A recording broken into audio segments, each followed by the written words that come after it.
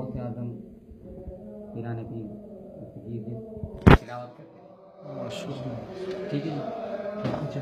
اور اس کے علاوہ یہ مختلف بزرگان دین جنہوں نے ان کتابوں کی تلاوت فرمائی، یہ تمام ہیں کل اس کا جب، لیکن اس کی خاصیت یہ ہے کہ یہ سونے کے پانی سے لکھا گیا ہے. اگر میں کھول کے آپ کو دکھاؤں گا، اس میں وہ ہمارا ٹیبل تھا نا، اس سے پاک کی وجہ سے نا تھوڑی سی ڈسٹربنگ ہے نا.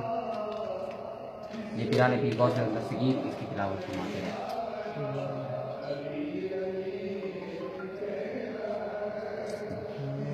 اور آج بھی یہ اسی حالت میں موجود یہ ہے. سونے کے پانی سے سارا لکھا گیا، ہاتھ سے لکھا ہے. جی یہ سب ہاتھ سے، اور یہ سونے کا پانی یہ چلا سونے کا پانی چلا، اتنے سال گزر جانے کے بعد بھی آج بھی اسی اپنی اصلی حالت میں اصلی موجود ہے. حالت کے اندر موجود ہے.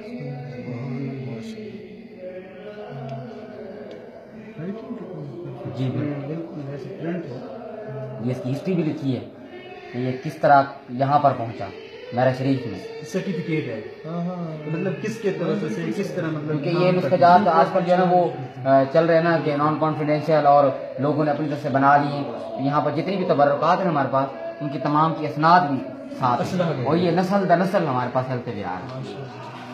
اگر سرداد فاروق صاحب ہوتے تو وہ ذرا اور زیادہ نسخے نہیں بھائی، اتنا وہ نہیں، مطلب سب کلمی نسخہ جات کے بارے میں. بالکل، کیونکہ ہم تو بھی اسٹوڈنٹ ہیں، ہم یہاں صرف پڑھنے کے لیے آئے ہیں، تو ہم وہ بات نہیں کر سکتے جو نہیں بھائی، یہ کی نسخہ جات ہے آپ ان کا، مطلب میں بالکل آپ کو بتاتا ہوں. یہ حزب البہار شریف ہے، یہ روحانی طور پر جو ہے نا بزرگان دین کو پڑھائی جاتی ہے سلوک کی راہوں میں.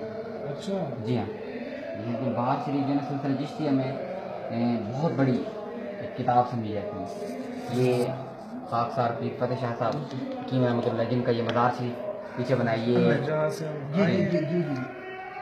یہ حکیم پیر فتح شاہ صاحب، وہ جن کا میں آپ کو بتا رہا کہ صدر ایوب کا علاج کیا ہے. یہ ایسٹ پاکستان کے نا حکیموں کے طبیبوں کے جو نا وہ صدر بھی رہ چکے ہیں.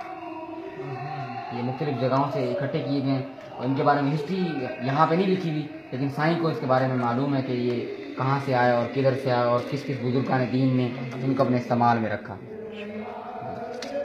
اور یہاں پہ قرآن پاک بھی موجود ہے، اس کی تلاوت سلطان الہند حضرت خواجہ معین الدین چشتی اجمیر رحمۃ اللہ خود فرماتے رہے. یہ تو ایک خط ہے. یہ خط جی، یہ کن کا؟ یہ پیر صاحب کا. اچھا، یہ پیر فتح شاہ صاحب، فتح شاہ صاحب کا. یہ ان کے مطلب لکھا ہوا ہے. حضور سلطان الہند کا قرآن پاک. جی وہ میں آپ کو اس کی وضاحت کرواتے ہیں، اس کی وضاحت کرواتے ہیں. یہ وہ 850 سال پرانا ہے. اس کے اوپر بھی آپ کے پیران، جی ہاں، اس کے اوپر سائیوں کے دستخط بھی موجود ہیں، حضرت خواجہ معین الدین رحمۃ اللہ علیہ. یہ بھی ہاتھ سے لکھا ہوا ہے. سب ہاتھ سے. سبحان اللہ. حزب البہار شریف. اور یہ حزب البہار شریف حضرت اعلیٰ میروی، یہ آپ کے جو ہے نا مطلب آپ بھی اس کو مطلب پڑھتے رہے اپنے وظائف میں. یہ کیونکہ سلسلہ چشتیہ میں بہت اتھینٹک وظیفہ کہلائے جاتے ہیں سلسلہ چشتیہ میں بہت زیادہ. اور سلسلہ قادریہ میں جو ہے نا یہ سب سے آخر میں پڑھایا جاتا ہے، اور ہمارے سب سے پہلے میں پڑھایا جاتا ہے. اچھا. جی، اس لیے یہ بھی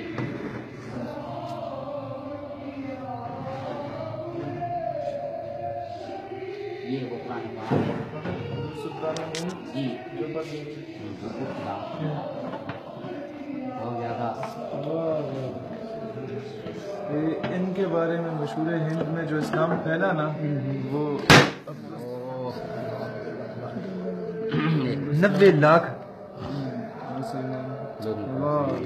یہ اسی حسن حالت میں موجود ہے. اس کو اصل میں اس لیے پیک کیا گیا، اور اس کی تلاوت اس لیے نہیں کی جاتی کہ اس کے جو اوراق ہیں نا وہ ضعیف ہونے. جی ہاں، سلطان الہند.